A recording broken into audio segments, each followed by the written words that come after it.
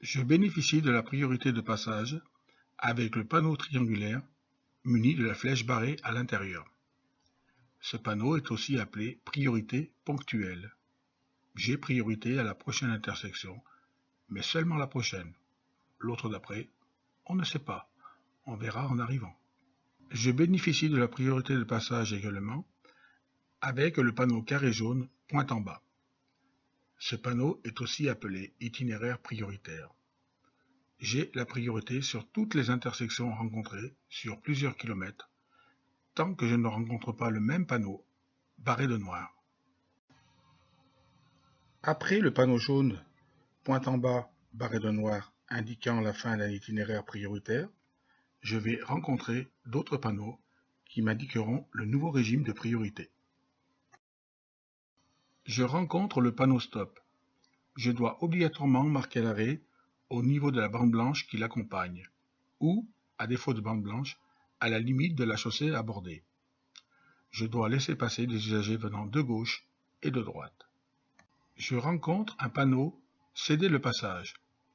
Je ralentis et j'arrive à une allure qui me permet de céder le passage aux usagers venant de gauche et de droite. Contrairement au panneau « Stop », je n'ai pas l'obligation de marquer l'arrêt. Je rencontre le panneau triangulaire muni de la croix de Saint-André. La règle dite de priorité à droite s'y applique, c'est-à-dire que le véhicule venant de gauche doit laisser passer. Le panneau avancé du signal stop se présente par un triangle pointe en bas avec un panonceau caractéristique stop 150 mètres. Le panneau avancé du signal céder le passage se présente par un triangle pointe en bas avec un panonceau indiquant seulement la distance. Ici, exemple 150 mètres. Nous voyons également sur cette image la signalisation avancée du feu tricolore et la signalisation avancée du sens giratoire. Tous ces panneaux de danger relatifs aux intersections et au régime de priorité, ainsi que le feu tricolore, peuvent être complétés par des panonceaux schéma de l'intersection. Le trait gras m'indique dans quelle direction part l'itinéraire prioritaire. Nous avons ici un exemple d'intersection où les panneaux indiquant le régime de priorité sont complétés par des panonceaux schéma de l'intersection. Dans ce cas, l'itinéraire prioritaire tourne à droite. En conséquence, le véhicule bleu passera en premier, le véhicule rouge passera en deuxième, le véhicule vert et le véhicule jaune passeront respectivement en troisième et quatrième position, car ces véhicules ont rencontré le panneau « Céder le passage ».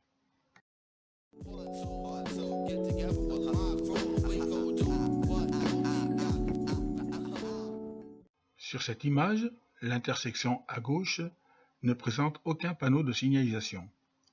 Dans ce cas, la règle dite de priorité à droite s'y applique, c'est-à-dire que le véhicule qui vient de gauche doit laisser passer. Exactement comme l'intersection à droite, qui elle est munie de panneaux type priorité à droite. Je dois laisser passer les véhicules venant à ma droite. En général, le véhicule qui tourne à gauche laisse passer les usagers circulant en sens inverse.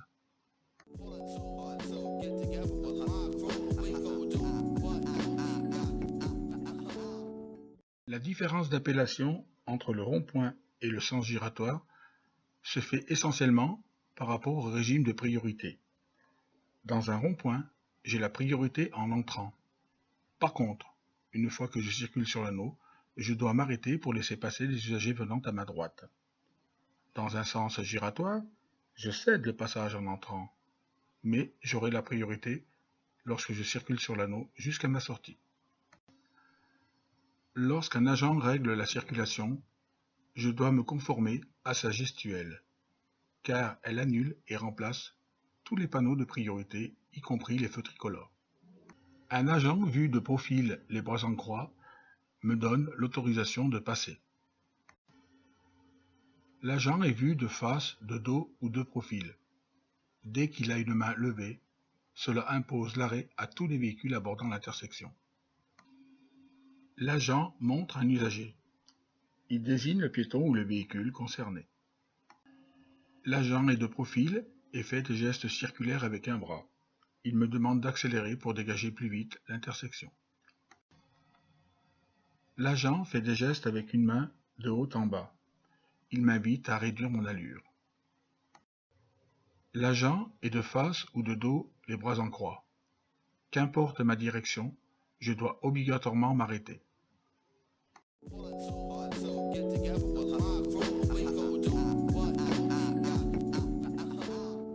Sont classés prioritaires les véhicules de police, de gendarmerie, de pompiers, ainsi que les véhicules ambulances des unités hospitalières, avec le sigle SAMU par exemple. Les autres ambulances, signalées avec une étoile, font partie des véhicules à qui il importe de faciliter la progression.